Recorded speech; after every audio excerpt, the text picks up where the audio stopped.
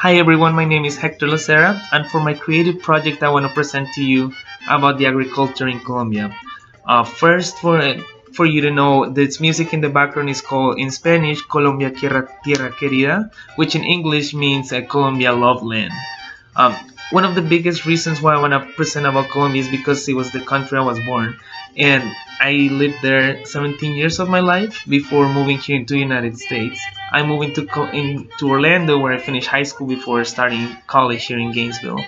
And Colombia holds a big place in my heart because it was the country that really saw me growing up.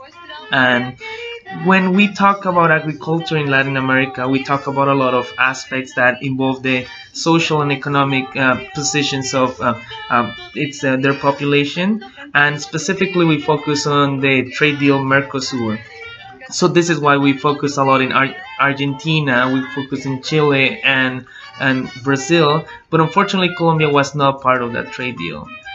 Although Colombia was not part of Mercosur, Colombia has its own trade deal with Europe and the United States called the TLC, which in Spanish reads the Tratado de Libre Comercio, or Free Trade Deal in English. This deal was very beneficial for Colombia, as it was able to improve a lot economically and socio-politically.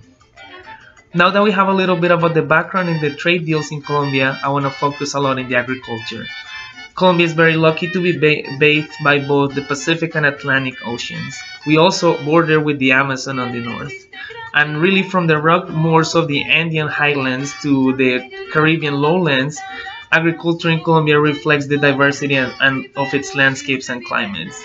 Colombia is very rich in natural resources and is really the second most biodiverse country in the world. The country's economic fortunes really are improving. Unfortunately, Colombia faces a lot of problems. We have a lot of civil war and guerrillas that take control of the lands, and because of this, even 57% of farmers own just 2% of the land, and there are nearly 1 million landless rural workers. And really, this combined with poor land management and long-running civil war, they really closely link the drug trade, and they have left the country visibly scarred, and its rural areas are struggling to develop. Colombia is very known around the world as being one of the lead exporters of coffee, and this is really where Colombia is very known for. But we're actually the second largest coffee producer in the world. We're only behind Brazil, and 20% of the agriculture in Colombia is really dedicated to coffee. But most of this, we focus on Arabica beans, and they're mostly for export.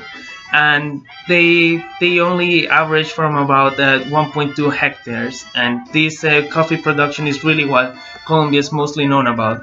But other than coffee, Colombia also specializes on cut flowers, which are really sought for festivals in the United States and Europe, especially in Italy as well. And then even with all the struggles that Colombia faces, Colombia has been able to outgrow its manufacturing and producing power, which has enriched its own GDP. Still, agriculture in Colombia, even though it has a lot of power around the world, it only accounts for 12% of their total GDP. And this is a really intriguing thing, because Colombia has a lot of rural areas and their farmers work really hard. Yet we see a lot of disparities between all the work that the farmers put in and what the government really should do for their farmers. And this is really the most challenge that Colombia faces, is really having farmers that own so little of the land. I think if the government would be able to invest more in infrastructure and land management, this could change for the better. Because really, after Colombia started to manufacture so much, the gross GDP that accounted for farming and agriculture in general went below 19%, and it still employs 30% of the population. So we account for 17.4% of exports, and with coffee being the major in these. And that's mostly the problems that Colombia faces. This is a very good summary of what Colombia does in its agriculture, and thank you very much for listening to me.